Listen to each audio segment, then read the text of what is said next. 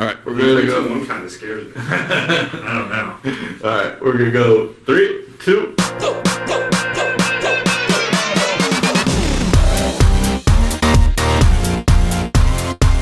Here we go. All right, this is Dinking Around. I'm your host, Brant Weiss. I'm here with my darling co-host, Charles Darling. Obviously, we are joined with Scott Kilpatrick. Okay, we're going to start talking to him in a bit. Do we have any questions from last week, or do we not have access to that? What do you mean by questions? Someone actually watched and said... The listeners, no. Yeah, I don't even think anyone watches this, really, honestly. Yeah, no one. I mean, I want to watch either. Okay. We're not that cool. Anyway, Scott Kilpatrick, owner of the Raw Sushi chain. Scott, how did you get into that? Used to be owner of Raw. Used to be owner. Oh, now you're the owner of Sauce. Sauce Pizza and Wine. Sold that as well. So okay. Currently owner of nothing. And happy to I love that. Happy to be there. So you're playing a lot of pickleball these days? A lot of pickleball these days. Yeah, I love absolutely. that. Yeah. Raw, we started in '97 with a few buddies here in town. Grew it to a number of units. Sold it to Benihana. Ran it for Benihana for a number of years till 2013. We ended up taking Benihana private. Got out of it then. Bought Sauce from Sam Fox back in January 15. Yeah. We ran that up until December of last year and just sold that to a larger restaurant company. So now we are just focused on the next thing, whatever that might be, but playing a lot of pickleball. Does this mean I'll still get discounts if I... No. Okay, that's great. Well, actually, sure. I don't care. No, I appreciate that. Scott, so you've been playing pickleball. I've heard you're an avid fan of it. What kind of got you into the sport? How long have you been playing? Give me the deets. I will. So I've been playing for about 4 years, maybe a little longer than that. I grew up playing racquetball. So my entire life I played racquetball from a kid through college. I played for University of Arizona. We formed a team back then and went to nationals and regionals every year and all that stuff. Then played competitive racquetball post-college when I got into my mid-30s. Played in the doubles, here locally and that sort of stuff. Ultimately had an issue with my back, ruptured my L4-5 and had a few procedures on my back and ultimately had to stop playing racquetball. It was just too much for my back. Yeah, racquetball is a sport that I will never understand, but I respect it. And I think it helps you a lot with pickleball. I mean, I was playing with an 85-year-old named Steve, and he was doing 360s on the court. And I was like, are you on American Ninja Warrior, bro? Like, how are you so good? That's right. Yeah, man, I got a past life in racquetball. So, I feel like racquetball players that I used to see, back in the day, 20 years ago, 30 years ago, even that are playing pickleball now. So it's kind of fun to run into folks I haven't seen for a while.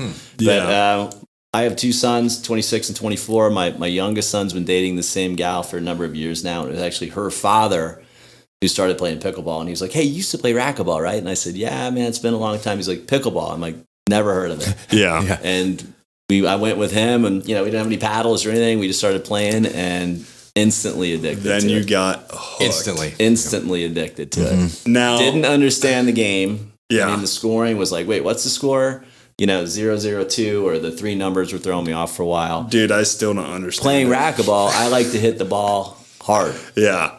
And so I hit a lot of hard shots, which in pickleball can be good, but technically the third shot should be a drop. I mean, it doesn't have to be, but the third shot drop, right? So that took me, 15 times of playing before somebody who was experienced said, look, you need to stop. Yeah. Like, are you tired of losing? Because, you can't just drive the ball every time. Yeah. And so that was kind of the key to it. And I was like, I guess you're right. And the game's gotten a lot faster more recently. Like the players are a lot more aggressive.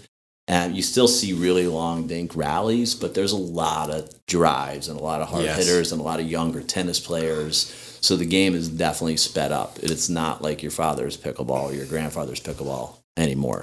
Well, yeah, and it's so easy when you get started. You just want to hit it hard because of the competitive nature. And when somebody scores on you, but you just always hit it over the court and then it's not a good look for you. Most of the guys that I play with often, they just step out of the way. Yeah, it's just my placement. ball is gonna go out. Yeah, everyone just tries to attack me. Yeah, I mean, you're a big target. I know they just drive at me. I would love to play against you. Yeah, now I'm going Keanu Reeves on the court, like I'm in the Matrix, catching them all. I'm gonna try to body bag your ass if we do that. Now, I'm not gonna lie, I did do some creeping on you.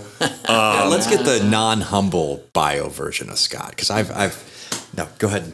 What'd you creep out? Well, so I was creeping on you, and I saw one of your other hobbies is racing, and with the Indy 500 just happening, I wanted to talk to you a little bit about that. How did you get into that? How does someone get into that? Tell me about that. Well, I've always been into cars. Okay. So I'm kind of a car freak. Yeah.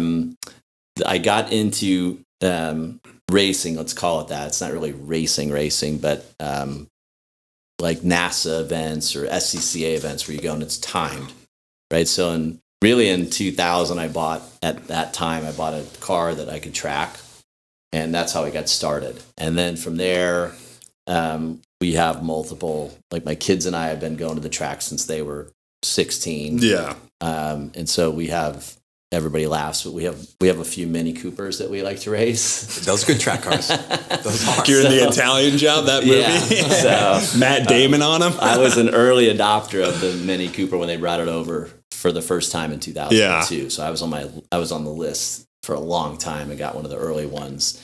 And then, since then we have a few of them now, but we have one that's specifically for racing. It's track only that we have to trailer around, but just love cars, and just got into that. And then it was a great thing to do with my boys. Yeah.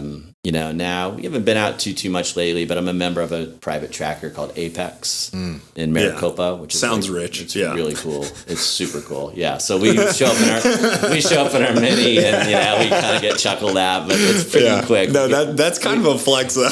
We can hold our own against some of these guys trying to drive their faster cars, but we kind of shock people every once in a while. Yeah, no, that's awesome. I would like to note while we're talking to Scott, my co-host Charles is just eating ice cream. So I'm trying to get. What's your favorite flavor? Well, I like the ones that have toffee and butternut and a lot of sugar and a lot of butter.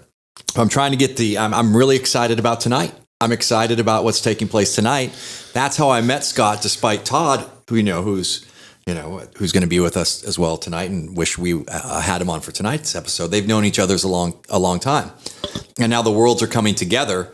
And I know a lot of guys that were in the business world, myself included, that are finding a lot of interest in pickleball. And Scott's ahead of the curve. I mean, so why don't we talk about what's going on tonight? Right, that's why I'm getting sugared up with this ice cream right now. Get ready. Where we're going tonight, it's called the Orchard Pickleball. I might be saying that wrong. What's the technical term for it? It's the Orchard. It's part of Jigsaw Health. Yeah, okay. So, but officially, it's the Arizona Pickleball League. Tonight is Arizona Pickleball. Arizona Pickleball. Yeah, so this league, they have a building. I'm doing the worst job describing this, but it's in an industrial complex. You would not think anything of it. You walk in, and then it's paradise. Okay, there's a pickleball paradise. It's literally pickleball paradise. There's an indoor court. There's free food. There's Twizzlers. There's free beer. It's literally my paradise. And then you get to watch pickleball, and it's so funny because it's like, think of the movie Dodgeball, and then correlate that just with pickleball, and that's exactly what you get. I mean, there's announcers, there's DJs, you have DJ Pickle in there mixing the track. Mm-hmm. It is the most interesting, coolest thing you've ever seen. And it's a league in Arizona. I don't know if they have any plans to expand into other states. I think that's the goal, to expand it. But yeah, it started. They've been doing what they call Tuesday night pickleball for a while now, where that's why they built the indoor court and courts. There's actually 2 courts, but one gets covered up for the event tonight with the seating and the food and that sort of stuff. But there's actually 2 courts, but they would live stream it. Also, it's on YouTube and that sort of stuff. But initially they had all the big pros coming out and playing on Tuesday night, and it was super fun. Same thing. This year they revamped it a little bit and went strictly with Arizona Pickleball League. Okay, you can still find it Tuesday night pickleball if you look it up. But they put 5 teams together. They picked sort of it's a different format because it's cumulative scoring, so it's like a basketball game. There's 4 quarters, Score adds up. First quarter's mixed doubles, so one of your guys and one of your girls. Each team has 2 guys and 2 girls on it. So everybody plays mixed, then women's, then men's. But it's cumulative, so hopefully it's close because the fourth quarter is the men versus the men, and that's when it can get rowdy if it's pretty close still. So that's very interesting format. That's the most interesting thing to me because every professional league seems to be doing something different with their scoring. You have the PPA, which does traditional scoring. You have the MLP, which is kind of changing it up. They have the team sense, kind of like the Arizona Pickleball League. Yeah. But I do like the 4-quarter aspect of the Pickleball League because even though, let's say, you're in doubles and then the team just racks up a ton, you never know. It all comes down to the last match, so it's kind of cool. Yeah, and it's timed, right? Yeah, so you're not trying to get to 11. To a specific number. So timed. So somebody, pickleball is a game of runs too, right? So you can get a big run going. Yeah, I mean, it could be, or you could just see a smackdown. and it could be 20-4, where typically that game would have been over at 11, and then you get to start a fresh one. So it is a little different from that standpoint. But, and every point matters, right? Yes. So let's say you get crushed one game 11-2. That's still just 1 win, 1 loss. That's right. And this thing, you have a gap that's increasing that sometimes can make even the fourth quarter look completely out of touch. Oh, yeah. That's right. So every point matters. You can't just say, that was just a single loss, even though it was 11-1. No, you have a 10-point deficit going ahead of you. So I'm trying to look at how that impacts play. Like last week we were playing, there's a great player from Peoria team, I think, is an aggressive player. Yeah, Michael Lloyd. Yeah, exactly. Yeah. Great player. Yeah. And I think that I even said that to you, Brant. I said, if he goes into the third quarter with that big of a lead, right. Quite frankly, with even a 7-point lead, which is a huge lead, he's going to be playing so aggressive, so powerful, so strong, and he did. Right. And it's just tough to come back from that. Yeah. No, that dude was a dog. Yeah. I was judging the whole time. He had dangly earrings, and I was like, this guy needs to be on reality TV. Yeah, he's a beast. He gets after it. Tell us how you got started with this, because Scott's actually involved. You were coaching the surprise team, correct? That's correct. Yeah. Yep. So Patrick and Ashley own Jigsaw Health, and they're the ones that put the league together. And they just asked, 5 of us local folks if we'd like to be involved in managing a team. So there's a Scottsdale team, there's a Tempe team, Peoria, Gilbert, Surprise. So there's 5 teams. So obviously we said yes, and I know the other managers, so we've had some good battles back and forth, and we've got quite a text chain going between that I won't share. But there's some good stuff on there. But got involved in it through Patrick and Ashley asking me to get involved, and I didn't have a whole lot else to do. So I'm like, I'm down, man. I'm ready to go. It's been super fun, though. Just really, really fun. Really great experience so far. Our listeners and viewers can watch this online. We'll put the live stream for the Arizona Pickleball League. We'll put that link in this video somehow. I'm sure they can figure it out. Technology, but it's fun to watch. Was it you that showed me the production team that's in the background? Or maybe that was someone else. I mean, what you don't see is there's a room with 10 people just recording and replaying shots. So the production value is very neat because there's almost instantaneous replays, right? So if you're watching online, you get more of that, hey, I'm watching an NFL game. I'm watching a football. Like, I just got to see that pass. And there's cameras to challenge, right? So you can challenge a call. And unlike other sports, if we as the manager want to challenge an out call, we throw a rubber chicken. Yes, and that is exactly what I wanted to ask you about. Where did the rubber chicken come from? It just came up at our initial meeting. We were talking about the league, and Patrick was explaining what he wanted to do with it, and the rubber chicken came out of one of those first meetings that we had as a group. So only in pickleball is it socially acceptable to throw a rubber chicken in the middle of a competitive match. And the fans love it. The players love it. Look at that chicken out there right now. I tend to throw the chicken. I'm 0 for 9 on my challenges, so apparently it didn't work that well for me. But it's just so funny to me because I always think about football because that's what I have experience in, and then it's just you see somebody throw, instead of a yellow flag, you see him throw a rubber chicken. It's just like what is going on? That's the red thing, the Belichick just drops it by his foot. We have strict rules on the chicken throwing too. It's got to be high enough for the orchard security guard to see, so he can blow the whistle, and it's got to be at least kind of 3/4 of the court in without hitting. people that are sitting courtside. So you got to throw it just right. Yeah, and I do want to ask about the security guys. So going back, this league, Arizona Pickleball League, they have this security guy. Now he is strapped with non-security equipment. He is strapped with liquid IVs and beer. But what's funny is I went to a MLP tournament, Major League Pickleball, and I saw the same guy, and I made a roast video of this guy, not thinking I'd ever see him again. From the first night?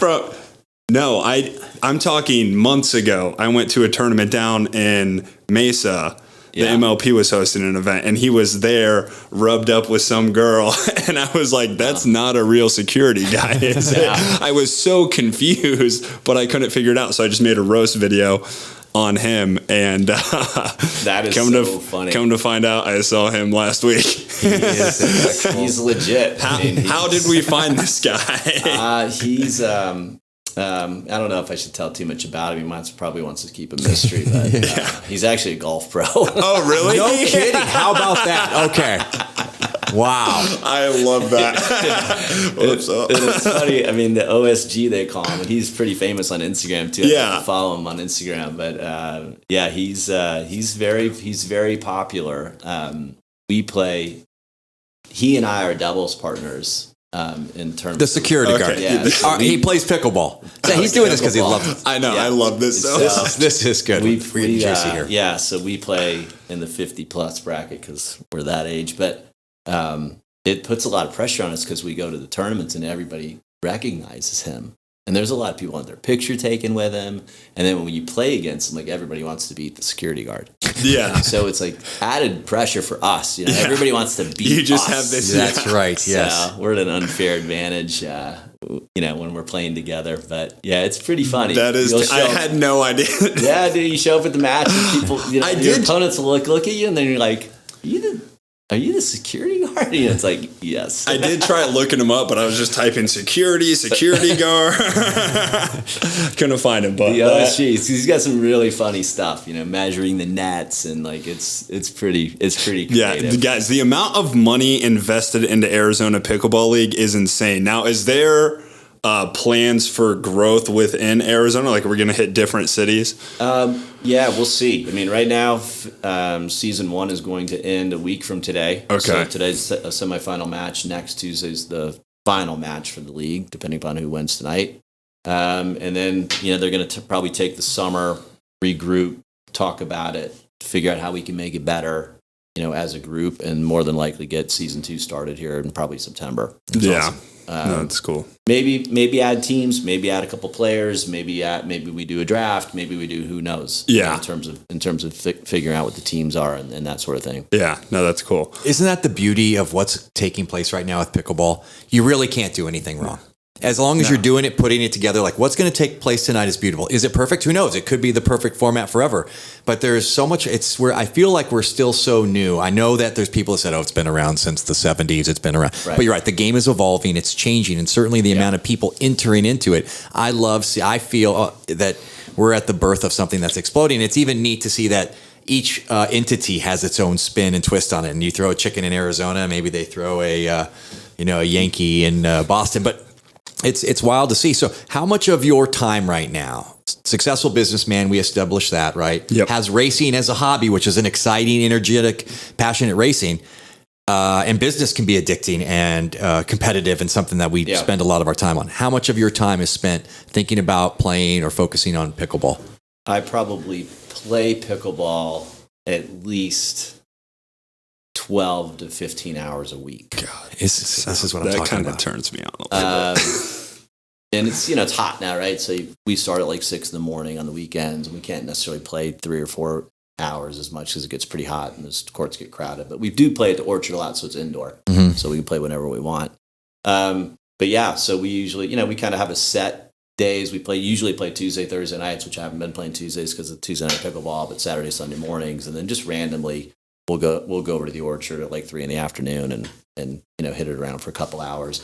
It's weird. I was in Bisbee, Arizona this past weekend, right, for Memorial Day. Literally no idea where that is. It's south. Most don't. It's killer. Okay. It's an old mining. Old mining town. Yeah, a lot of like freaks. They say it's like Mayberry on acid. That's their thing. But a good friend of ours was playing a concert down there both Saturday and Sunday night. So my wife and I went down. We're at the bar Saturday night at the concert. They had pickleball courts in Bisbee. Isn't that wonderful? And I'm like, wait, there's pickleball courts? This is, yeah, there's 2 pickleball courts. And I'm like, no way. So I rolled over there at 8 the next morning, after a lot of cocktails the night before. I didn't have Got to burn them off somehow. I didn't have my paddle. Just showed up, and I'm like, "Hey guys, what's up? Hey, what's going on? You want to play?" I'm like, "Yeah, I want to play." And This if is have great. a paddle, some dude's like, "I'll run to my car," and then I just ended up playing with all the locals from Bisbee, Arizona, for like 2.5 hours. Yeah. It Now was amazing. It's amazing. Kind of segments me into what I wanted to talk with you about. I want to talk paddles. Yes. Now, are you very specific in what you use? Are you like a wide body guy? Does length matter?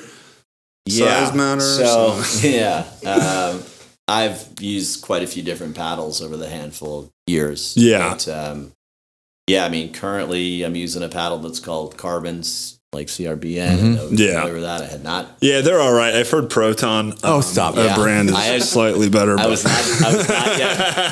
not yet familiar with Proton. Yeah. But Charles was nice enough to show up at one of the leagues that we were playing in and handed out some paddles. And one of the guys that I play with 4 times a week is converted to Proton 100%. Wow, I love that. Yeah, And typically, I would say if you're a carbon player, you probably would be better suited with our 14 or 16 millimeter paddle, which aren't here yet. But this is not a Proton sales pitch. I'll introduce him. His name's Eddie. He'll be there tonight. So No, but- he's actually playing a lot better with your paddle. I'm actually This is not great. that This is happy great. about that. This is people loving them. Well, the thing with paddles is, I mean, you have your 12 millimeter all the way to 18 millimeter. I don't know. I don't know if there's just maybe so- there could be, but there's just so many shapes and sizes of them, and it's like, how do you choose what to use? And like, some people are lead taping. You don't know. Yeah. Should I lead tape? I personally don't. I don't know if you do. I don't either. Yeah, I don't really understand it, but that's mainly because I'm not smart, Charles. That's probably more your area. I think that we have paddles now that are shaped like oblong and oval and pointed and holes in the center and thicknesses and thinness. I don't think that anyone really. I think that we're going to continue to see more. Yeah. We're going to see more changes. We're going to see more weird shapes. We're going to see more weird designs. We're going to see things that say, "Oh, this is revolutionary and changes everything." Yeah. Right. We're going to say there's going to be a lot of introduction of new technology and new greatest evers. But the reality is, the object that we're hitting can only be so influenced. That's right. It can only be so influenced, and it deforms tremendously. Right, so there's a lot of loss in. There's only so hard you can hit it, right? Yeah. So I think it's to each their own. I think there's no perfect solution. I think it's whatever someone feels comfortable with, right? And then of course the only metric that can really be gauged is the spin. But I've met some people that are neurotic about their paddle, love it to death, and it was $60 off Amazon.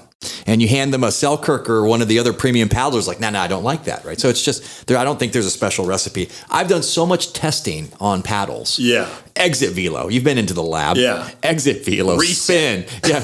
Reset. Oh, yeah. I'm learning a lot I about know. reset because the number one drawback that where we are trying to perform, but that reset occurs in the thicker paddles anyways. But I could go on for 2 hours. Talk to us about what in your mind constitutes a good paddle. Paddle is probably the number one thing that the pickleballers are talking about, right? That's the there's tool of the trade. There's literally 3 Arizona Facebook forums all dedicated to pickleball paddles that wild. I know of. That's wild. Yeah, no, it's insane. You think I should know that too? I don't know that. I have no idea. I don't know. All I hear about is delaminating paddles. Yeah, days. so- I don't even what really, I actually have no idea what that means. I'm Charles, not tell us gonna what lie. that means. Okay, so what's odd is, and most people, I'll just give you a secret, 90% of the paddles are made in the same place. They're made in the exact same building with a curtain that's dividing all of the different manufacturers, right? Yeah. And this particular entity, which they've already fixed the problem, right? The paddle face is separating from the core. And even if it's separating and not pulling off, that distance between it creates a different sound and also is affecting the performance of the paddle because it's keeping the ball and the paddle face longer. So they're separating, right? They're just made, right? Whatever they used to glue the two together was coming apart. So it's like the baseball equivalent of corking your bat. No, I mean, no. It's a design flaw. Well, it's not even a design flaw. It's just made poorly, right? So they're just like, get better glue, and then that solves the delamination. That's really all it is. Is that it? Yeah. It's kind of a big deal right now. That's all people talk about these tournaments. They know some pro players are using delaminated paddles, and they know it, and I don't know. Interesting. But yeah, I mean, for me, it's just solid feel. I don't do a lot of spin on my shots. I'm more of a drive, player. But for me, it's just that solid feel. I reset, touch, but for me, it's kind of more on the power side. Yeah, is what I kind of gear towards. Yeah, that's where that game is evolving. And you are correct. I used to watch videos. So I'm like you. I played it once, fell in love, was addicted, and said, okay, I need to start making these as well. Right. But the game has evolved to just that. And as more and more tennis and racquetball players are entering into it, they want to drive the ball. Yep. And it's turning into a faster, quicker game. Yeah, no doubt about it. Mm-hmm. Do you have any friends that play tennis and racquetball still? I imagine you have a pretty good amount. Some that played racquetball. I was never into tennis. I didn't really have any tennis friends. I mean, maybe Todd or somebody, right? But he was a holdout. That's where I'm going with it. Yeah, like these tennis players are saying, no way I'll ever try that or do it. Is that the same in racquetball? We're like, no, I'm not going to waste my time on I know one particular individual who was very, very competitive at racquetball, and he refuses to pick up a pickleball paddle. You're missing a great experience. It's just a pride thing. It's so much more than what takes place on the court as well. Yeah. It's a lifestyle right now. It's great. Yeah. I mean, it's social. It's fun. You can be competitive if you want to be, but you can also show up and just have a good time. Most of my friends, you show up with it. Yeah, you show up without a paddle. Don't play. They think that you're playing it with a beer in your hand, and they don't really get that. Which you can, but typically we're being a little bit more competitive than that. Mm-hmm. But it's also, you're just playing pickleball. So we're having fun first and foremost. And when we travel to the tournaments and fly to Florida or go to California for nationals or whatever it was, obviously you try to win there, right? Yeah. And you want to be super competitive. But most of the time it's like, let's have a good time. And I hit a lot of stupid shots, and, you make a lot of mistakes, and you go home and think about it and hopefully play better tomorrow. Yeah. So some questions for you. Now, I'm not going to lie. Has anyone ever used ChatGPT? I have not. I haven't either. Okay. I know that something It's just is going on right now. Early AI, it's like the new Google for young people. You just type in things, and I was like, would you rather questions for pickleball? So I just want to ask you. This is what ChatGPT came up with, not me. Can't wait. Would you rather play pickleball with a partner who's a better player or a partner who's a worse player than you are? Better. Why? Probably because you have a better chance of winning. See, I would totally disagree with you. You would rather play with a player that's worse than you. Yes, 100%. Because I'm not going to be upset with them. And if I'm playing with somebody better than me, I'm just going to feel like I'm going to play worse, because I'm just going to be like paranoid the whole time that I'm the problem. I understand that, but you got to elevate your game. Yeah, rise to the occasion. Get better. Maybe I have a terrible mindset. As a professional athlete as well. I'm really surprised. He's a professional athlete. Yeah, for like half a year. Okay, well, maybe that was the problem. Maybe that's why it was half a year. He didn't rise to the occasion.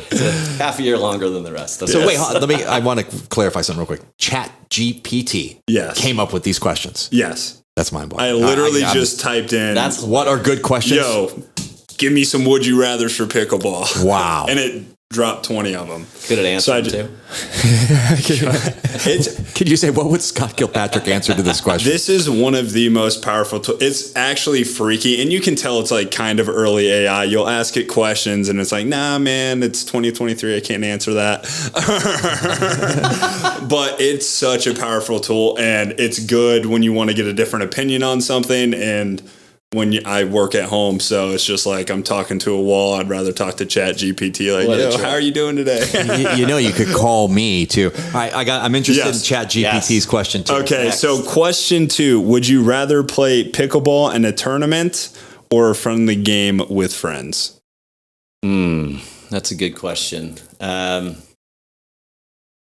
I would probably say with friends. Oh, that's such bullshit. I know you. One of the things one of the things about the tournaments that can be annoying is there can be a lot of time between matches. Yes. So you end up, especially if you play somewhere far away, like if you drive to Bellbank, for me, like Bellbank Park, Legacy, whatever it's called now, that's a long drive, right? And so, but you got to leave your house at 6 a.m. if you play early, and then hopefully you're winning, so you keep playing. But, I've been out there for 12 hours, and you don't play for 2 hours, then you play another match. And unless you're losing. And then then you get the loser's bracket. You just keep going and going. Plenty of that. Yeah, exactly. But you have to wait. Yeah. And then, so it can be a little bit annoying, but it's just a different vibe. Because you do want to win. And pickleball for me is something that, like you said, I have to play. Three games is when I start getting like, okay, I got some hand-eye coordination again. There's a lot of moving parts. A lot of long moving parts. The first 2 games, it's just trying to fire up these legs. There's not much going on down there. Okay, so it's like getting warmed up, getting used to it. So I totally understand in tournament style, it's just waiting, then you have to be on, and that can be hard to do. And you show up, and the ref might say, you guys have 2 minutes to warm up. It's like, I'm 54. You know what I mean? Like, I need more than 2 minutes to warm up. So. I need like 45 minutes. No, Scott, I like that answer. That's the beauty of this is I find so much camaraderie, fellowship, friendship. This is the new place where businesses are conducting business. Hey, I want to go play. Usually it was always the golf course. How boring. Now, I love golf. I'm a good golfer, but boring. Yeah. Well, now that I've got pickleball and I see business being conducted on pickleball, I see it. It is truly a lifestyle, and it's just taking over our society. And I love doing it with the friends. And you can just pick it up and go do it right. We could go play right now. Totally. Yep. And the other thing about tournaments is cool is you tend to play people you don't know. Which I love doing. Cool. Which is fun. I do love doing that because I play better against people I don't know. I just dick around if I'm playing. Dink around. But when I'm just playing with friends. You try to figure out their strengths and weaknesses. And, I don't play any singles. I always play doubles. So with your partner, you're trying to figure out, like, who are we going to go to or what's working, what's not working, And the games are only till 11. So it's not like, not like you have a lot of time to figure it out, so it's pretty fun. We're going to get our fill of tournaments here. We're going to be going to all these different events. We're about to travel everywhere. Yeah, starting at the end of June. Yeah. June, July, August. We're going to be hitting up the PPA and all the different deal. I'll be handing out paddles and putting our Atom everywhere. Okay, next question. Would you rather play with a ball that is too bouncy or too stiff? A computer came up with these questions. That's unbelievable. It's wild. Those are deep. All right, let's hear it. Too bouncy. I'm not sure if I like that question, but I'll try to answer it this way. Because I don't know, bouncy or stiff. Well, like an indoor, sounds like the same almost. When I think bouncy, I think of an indoor ball. Like heavy rubber ones. Yeah, during rec play. Yeah. And I hate this so much because you'll play with some random people and you find out they're beginners. And it's always, they bring that out. Oh yeah, I have a ball, and then it's just a generic rubber ball. Yeah, those are and terrible. I don't want to be the dickhead to say I got next 40 in my bag, bro. Yes. those are no bueno. Yes, but it is different playing like when we played in Florida and it was 90 degrees with 90% humidity, and you play at 4 p.m. The ball is really soft. It's very like you can literally squeeze the ball. Yeah, like a marshmallow. And so it does affect the play a little bit. For me, you can't put as much velocity on it when the ball is like mushy like that. 100%. Yeah. Those walls get really soft. It's only that thick. Yeah. And so the folks that live there, right, and play there definitely have an advantage. There is an advantage to the ball if you live and you play in Florida all the time versus in the desert where it's dry and, like the Duras or whatever play faster than the Franklins, but, that sort of thing. So it's a good question, but for me, that mushy ball was really difficult for me to play with. Do you think they're going to get to a point with all these different pro leagues? What does Arizona Pickleball League play with? They use Dura. Okay. Pretty sure they use Dura. Do you think they're going to get to a point where they're just, like baseball's the R100 roll. It's always been that. Do you think pickleball is going to get to the point where you have to play with this ball? It's a good question. I think some of those things that surrounding the ball is just the noise of it, right? The noise of the paddle and the ball, which I think is creating a lot of issues with pickleball in terms of neighborhood associations. So I don't know what the solution is for that, but if they could quiet it down and not affect the way that everything plays, I think that would be a good thing for pickleball. But in like I'm thinking tournament play. If I'm doing, because a lot of guys are in different leagues. I know like Chris Heddings in particular is in Arizona Pickleball League. Yeah. He's also in MLP. They're using 2 different balls, and it's like, okay, a Dura plays way different than an X40 does. An X40 I think is heavier. Duras are lighter, faster. So as a pro, I feel like it'd be annoying because you have to change how you hit the ball every time you're switching leagues, which can be sometimes. Yeah. I mean, they're all in the same time frame. So, like, you can bounce from the MLP to PPA in the same month. Yeah. I think so. If I compare it, we manufacture softball bats as well, right? Softball is another sport that has different associations. There's not just one softball, right? So ASA, which is one of the largest rec leagues, they have their own ball. USSSA, which is another association. So that this would be like MLP, PPA, USPBA. There's 4 different associations. Each 4 have their own balls. Each 4 have their own equipment standards as far as bats. I imagine that we'll see I imagine we'll see that in pickleball as well. Yeah. I imagine that will be a differentiator. There won't be one governing body saying. I think that we'll see probably different even paddle requirements. Yeah. Right now there's just one. But I imagine you're going to see a new standard as well on pickleball paddles. You'd have to, right? So PPA could say, we have our own standard. You can only use PPA paddles, approved paddles. Yeah. Right. So as this continues to grow and mature, I imagine you'll start seeing that. And plus it's good for the manufacturers when, hey, like we use this ball here and use that ball there. I imagine that's how it will be. That's an interesting question. Well, it's interesting when you play in a tournament, right? And if there's a ref, sometimes there is, sometimes there isn't. But when there's a ref before the match starts, they have to feel both sides of your paddle. Yeah. You know what I mean? Like, you have to hold your paddle out. They ask you, is this approved? And That's good though. That's good. And then they have to feel make sure sides. those stick them on there. I like that. The refs are a whole nother tangent though, because even if there's a ref, you don't really know if you have a ref or not, because half of these tournaments I've gone and watched. Yeah. And I don't know if this is on purpose, but the referee is not doing anything. I don't know if they just keep score. Like, I don't know if they're the ones in charge of making line calls. No. But it is actually insane. Once the rally starts, all they're watching is the kitchen line. That's it. That's it. I mean, they'll watch, and if you say, hey, did you see that? Was that ball out, or was that ball in or out? Because sometimes the opponent will call it out, and you'll be like, whoa, did you see that? And sometimes they'll overrule. Most of the time, they watch the serve, but then they just watch the kitchen focus line. on the line. Wow. Okay. So they want to be looking for that tonight. Yeah, call those kitchen faults. And it's up to the player then, or Players if they call the in and out. See, I hate that. Or ultimately the chicken. Or the rubber chicken being thrown on the court. Yeah, it's tough, but people are pretty cool. Very rarely do you get like wow, that was a terrible call. I mean, pretty much. And if it's close and you can't, you're supposed to call it good. Right? Like if, was that in? If you're questioning it, it's good. That's how if I'm ever questioning myself, I call it in. If I don't know for sure. Yeah, same. When you play with much weaker people. Yeah, that's right. That's right. You need all the help that was you up can by get. a mile. What are you talking about? When you pick those partners. Okay, last question. Would you rather play a pickleball game that lasts 11 points or 21 points? Well, that's a good question. Probably 11. Mm-hmm. Yeah, I don't know if I have the endurance for a 21-point game. Yeah, probably 11. I think it's good enough. You get a lot of side outs. I mean, it's not rally scoring, right? So you're not scoring on every. So you can have games that last pretty long. Yeah, even at 11. Yeah. And what's neat is you just get another one going. Right? Yeah. I mean, isn't that fun? Yeah. Yeah. Just get another one going.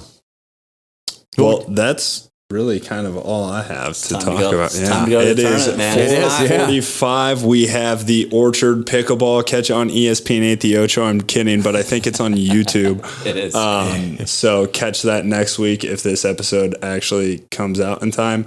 We'll find out. Who knows? I don't. I would like to thank Scott for all that you're doing locally with growing the sport, promoting the sport. It was such an honor last week when I was out there. You introduced me to everyone you knew. And I want to thank you for that. And it's great for the sport. You're doing some really neat things here locally, and I admire what you're doing. And I know people are respecting it. And I'm glad that he came on today to talk about his pickleball journey with us here so far. But appreciate that. We should go. Likewise, same to you for all you're doing for the sport as well. Trying to have some fun. Yeah, let's do it. Yeah, I'm not really doing anything for the sport right now other than talking about pickleball. There's only one person right now. There was like 200, and then I must have just put him to sleep. Let's see. If I come into the frame, are more going to join? I'm scared that the last person's one probably left. going to leave. Must have been the guest. But we're at 2.5 thousand likes. So once upon a time during this, there we go. We were rocking. So yeah, that's it. Next week we'll have somebody else on. We'll get the party started, and we're making a podcast, Dinking Around. Brant Weiss, Charles Darling, Scott, thank you. I appreciate it. Welcome. Thanks for having me. Good stuff. Appreciate it. Good stuff. All right, let's go.